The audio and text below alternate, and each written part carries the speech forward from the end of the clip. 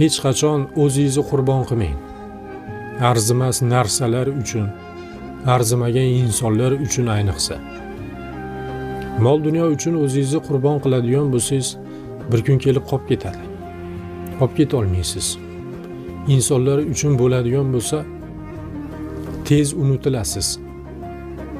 Qadringizni yerga urishadi.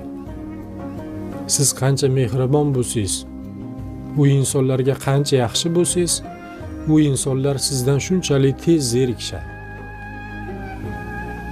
Yaxshiliklaringiz juda ham tez unutilib ketadi. İnson zoti shunaqa, unutuvchan. Ming yaxshilik qiling, xato qilishingizni poylashadi agar zerikishgan bo'lsa.